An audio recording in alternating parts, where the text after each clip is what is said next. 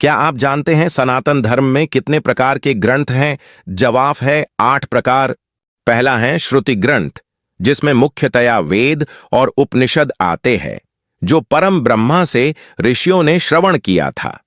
दूसरा है स्मृति ग्रंथ, जो ऋषियों, मुनियों, आचार्यों द्वारा अपने अनुभव, चिंतन और वेदों की स्मृति पर आधारित होकर रचे गए हैं।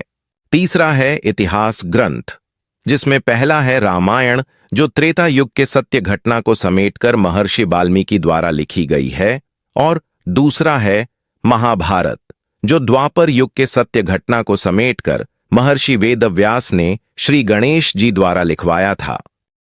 और चौथा है पुराण। यह महर्षि वेदव्यास द्वारा रचना की गई वेदों का सार है, जिन्हें आम जनता के लिए कथात्मक शैली में सरल रूप में प्रस्तुत किया गया है।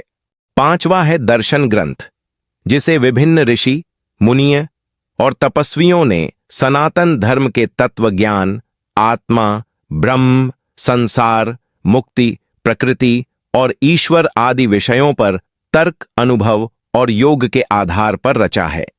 छठा है वेदांग, अर्थात वेदों के अंग, जो वेदों को समझने, पढ़ने, पढ़ाने और प्रयोग करने के लिए जिन शास्त्रों की आवश्यकता होती है, उन्हें वेदांग कहते हैं।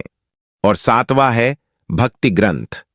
यह भाव प्रधान रचनाएं हैं, जिन्हें विभिन्न संतों, ऋषियों और भक्त कवियों ने ईश्वर की स्तुति, प्रेम, लीलाओं और भक्ति मार्ग के प्रचार हेतु रचा है। और आठवीं ग्रंथ है तंत्र ग्रंथ, जिन्हें ऋषियों और सिद्ध साधकों ने ईश्वर की शक्ति स्वरूप उपासना, मंत्र यंत्र, विशेष साधना विधियों और आत्म परिणति के रहस्यमयी मार्ग के रूप में रचा है।